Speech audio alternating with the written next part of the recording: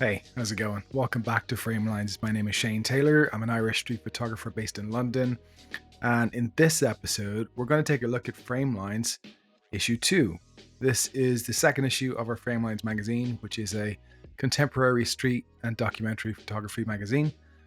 We released issue 1 in 2021, just late 2021, and this is the second issue now. So it's available now. You can buy it at frame-lines.com. And it has a photo series from myself and Josh. It's got 6 featured photographers and a new spotlight gallery with an extra 8 photographers. So there's a ton more photography in this issue compared to issue 1.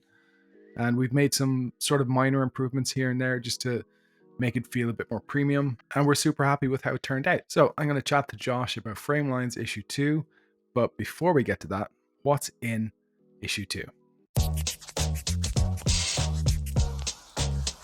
We have 6 featured photographers in issue 2, and first up is Joshua K. Jackson, who's a British photographer who focuses on life in cities. Josh has worked incredibly hard to carve out his own style and aesthetic. His photographs blend both a sense of atmosphere along with human interaction and emotion, creating a striking portrait of the city he's working in. Billy Dinh, who's a New York-based street photographer. He used to be an illustrator, which is something that comes through in his photography. His photos are presented almost as stills from something out of a movie or a dream. We're really excited to include a selection of Billy's work in issue 2. Polly Rusyn is a London-based street photographer whose complex and striking photographs blend contrast, colour, layers and movement. I could look at Polly's work all day. She has an incredible skill for filling the frame and for drawing your eye into a photograph. Her work was featured in the first Women Street Photographers book, which we covered in a previous episode of Framelines. Stephen Leslie has been taking photographs around London and the UK with a small point-and-shoot camera for over 20 years. He describes it as an obsession he has been struggling to contain. We're also both huge fans of Stephen's writing, and his book Sparks, in which he accompanies his own street photographs with short stories he has written, is excellent. We're really happy to include both Stephen's photographs and some writing in issue 2. Sam Bohorquez is a photographer from Bogota, Colombia. Sam documents the streets with dramatic compositions, a stunning use of colour, and an exciting skill in capturing human emotion. Sam says she is particularly interested in capturing the fragility of people and the harshness of day-to-day life. We're really happy to include a series from Sam's photographs of Colombia in issue 2. Aiyush Pachnanda is a photojournalist and documentary photographer based in London. We often bump into Yushi at protests, marches and events. He's always right in the action, working incredibly hard, and it shows in his dynamic, exciting and humanistic photographs. And the photo series he's included from India in issue 2 is just stunning.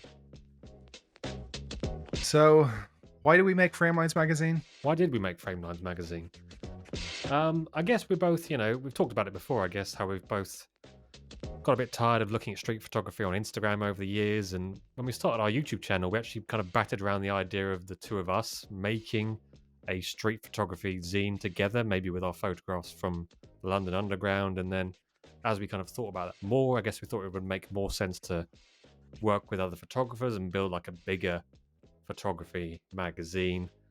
And photo books are great and we love looking at photo books, but they're just so expensive, and I think we wanted to make a way that you can consume street photography outside of Instagram in a way where the focus is on the actual printing of the photographs but keeping it affordable.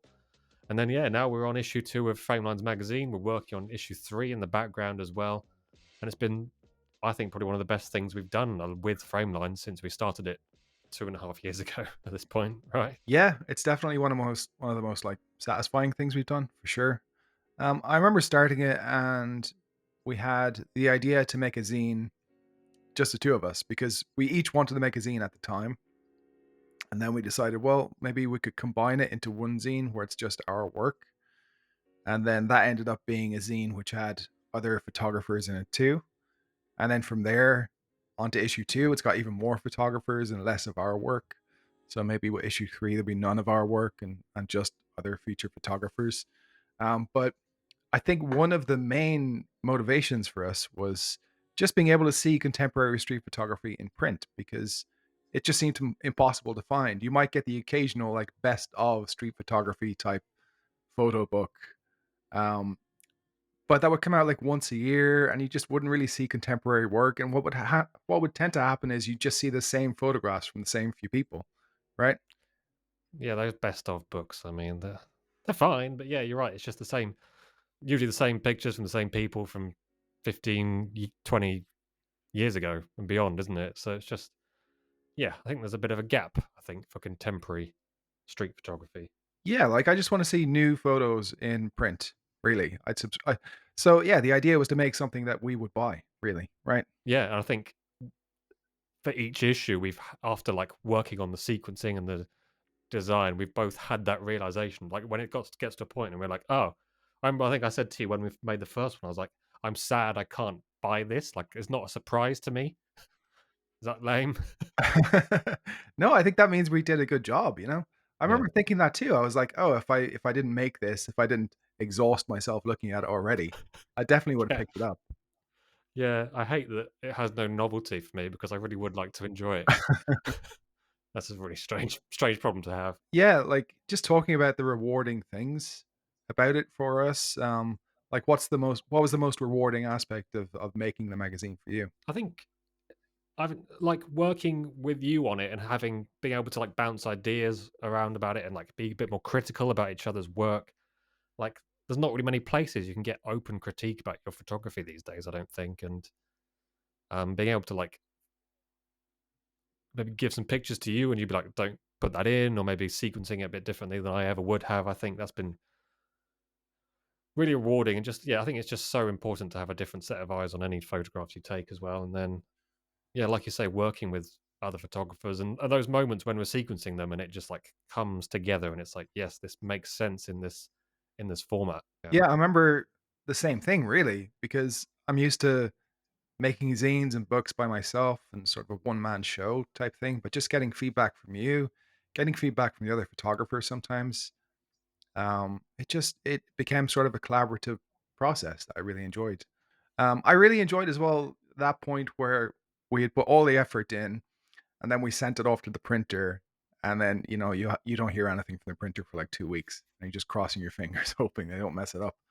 And then actually getting the boxes and getting the final finished article in your hands, that was a huge relief. Stressful. Like when other photographers have trusted us to print their photos, like we want to make it look the best it can be. And it's a big responsibility, like printing, you got to get it right. And we've rejected, we've rejected 500 copies because they weren't right, didn't we? So, Yeah, and, like, they weren't terrible, like, it was just some color shifts but yeah, like, you do feel responsible because the whole point of the thing is to translate these people's photographs into something that is an accurate reflection of their work. And speaking of that, like, with issue 2, we did find some issues with issue 1 in that, like, the paper was a bit too thin, like, we tried to find a balance between thin paper and something that would hold an image really well, but would also lay flat, so you mm. could experience the two-page spreads. So that's something we improved in issue 2 was just, going with slightly thicker paper, and the whole thing feels a bit more premium, I think. Yeah, that was really important, wasn't it? Like getting the double page spreads to be able to show an image as big as possible, but have it not like so it was completely obscured by the binding. Yeah, and one of the other things I like about issue 2 is just being able to include more photography. Like, I think the decision to maybe reduce the amount of photography that we included and just including a new spotlight section with 8 new photographers and being able to play around with layouts, with work by Chloe Juno, that was really fun for me. And yeah, just like maybe spending more time thinking about our own series. And I know you did the Day Tripper series that you were working on for a long time. Do you wanna, like, talk a bit about that? Yeah, so I mean, I've just been shooting street photography primarily in zone 1 of central London for the last like 5 or 6 years, and then in early 2021 I got up early and managed to like secure a place on a portfolio review with Martin Parr. And what I really wanted to talk to him about was like, what do I do now, kind of thing. Not that like I'm done with street photography, but just like I needed to change it up. And he just said, travel around, go to some different seaside towns, think bit more about like documentary and not just street. So when I had time off work and a bit of free time here and there, I just kind of jumped on a train to a few little seaside towns and just approached it in a slightly thinking about street photography, but more about documentary, trying different focal lengths, trying different just maybe asking people for portraits and just try to mix it up a bit. It's been super fun, and I want probably going to keep on doing it, keep on traveling around. Just got a car recently, so the plan is to drive around and see a bit more of the UK. But yeah, so my day tripper series in issue 2 is a series of photographs from Brighton, Eastbourne, Southend-on-Sea, and Portsmouth. Colourful street and documentary photographs by the sea. And yeah, excited for people to see it and excited to shoot some more and see what comes together. Um, so you included a series of photographs called as quiet as a cat's paw in the snow. I, I don't know why I said that like such a jerk. Sorry. it's a pretty pretentious title, I think. But like I got the title from just seeing this piece of graffiti that was in Soho when I took a long walk from North London into Central London and just walking through Soho, which is normally like the most busy part of London. And I just was walking through it and I just saw this graffiti that just said as quiet as a cat's paw in the snow, and it just described it perfectly. Um, yeah, so my series is generally about how odd 2020 was and how offsetting and how just kind of weird and strange, and not really getting into the whole idea of like big images of empty streets, like desolation and all of that, but more just the sort of like oddness of it all and how it slowly crept in. Where it began with things like just going to the supermarket was it suddenly became dangerous. And then over time in the supermarket, you had like marked off zones where you had to stand, 2 meters away from everyone else. And there just seemed to be this introduction of signage everywhere. I remember getting on buses or not getting on buses because they were all taped off, all the bus seats with red warning tape and everything. And that whole period for the first couple of months, like just adjusting to it and not really having any reference point for it because I've never gone through anything like this before. It was just a very strange experience. So I tried to get that across in some of the images that I took. I'm fairly happy with the series, and I shot it on a 28 mil on a Leica Q, which is, I think it's good for that kind of work, right? Yeah, and I'm really glad you include it in the magazine. 'Cause like I've said to you before, like there's lots of little details, and I think it's a bit more like nuanced than your other photos I think I've seen. And there's like you really have to appreciate it in print. And some of the double page spreads in the magazine, you pick up on lots of different details around the edges of the frame and gestures. And there's one photo in particular with like hands, the way the hands interact across the entire frame, which I just don't think you would have picked up on Instagram. And I think, yeah, I love using a 28 mm lens, and you obviously really like using your Leica Q. And the way you approach using the Q for this series, I think, yeah, it kind of works really well together. It comes the way you tackled it. I think, yeah, it's a sensitive topic, but I think you've like taken in all this information and distilled it into something that's like it's not somber, but it just captures what the atmosphere was like. Yeah, exactly. Exactly. That's it. That's exactly what I was going for. Yeah, like overall, I'm really happy with our series in issue 2 and how it's evolved over issue 1, where we didn't really plan it that much with issue 1, but with issue 2, at least we had the idea that we would be including this work in the magazine when we were shooting some of it. So that made it an interesting dynamic. But yeah, and now we're both like thinking about work to include in issue 3, and it's probably going to be all new work, right? Like what do you want to talk about? Like what plans we have for issue 3? Yeah, I mean, I've been working a little bit on a series which I haven't shared with anybody, except I've shown you a few bits and pieces here and there. I don't know if that will even go into issue 3. It's just, batting around ideas. We want to add more community elements. Like you kind of kickstarted it with the gallery in the last issue, but maybe expand on that. We really love that we managed to get Stephen Leslie to write a piece for issue 2, and we're bouncing around ideas about maybe having people write in letters to Stephen, like Agony Uncle Stephen. I mean, he's been shooting street photographs for 20 years. I mean, he's got, so much advice and insight, and he runs workshops in London as well. The new blog on the website, we've got this really great article from Wesley Verhoeven on how to approach people for street portraits, thinking about how to incorporate more of like an educational element to the magazine as well, I guess. Yeah, I like the idea of including guides. I like the idea of including stuff that might be useful for people. Maybe if you're like new to street photography or a beginner or something like that, or you've been doing it for a while, but you just wonder about certain techniques. So including that stuff. And I really like the idea of a letters page where people can write in.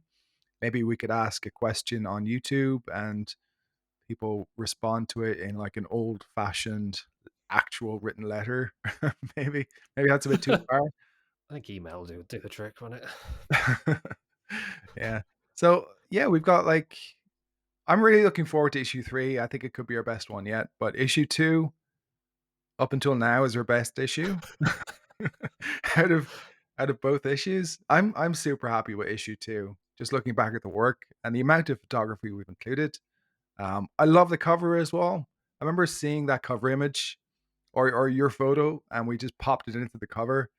And I think it was one of the first ones we tried, and we were like, yeah, well, that's perfect. Oh yeah, we didn't really do many options. We just put that in and was like, yep, there we go. Yeah, I'm happy with that. It took a bit of tweaking to get the printing on it right, didn't it? But yeah, it came together. I think we thought it would be a bit more of a like precursor to like it being a summer issue, but we haven't really hasn't felt that summery yet. But yeah, it still is the summer issue, isn't it? The next one's going to be July, August. So Yeah. I think it's more the spring issue. yes, Yeah. The next one's going to be the summer issue. Yeah, we got some ideas about like who to include to some of the photographers and the photography in it. I think it's going to be quite colorful and optimistic and, yes. summery. Um, yeah, I think that's about it. If you want to pick up a copy of Framelines issue 2, you can go to frame-lines.com.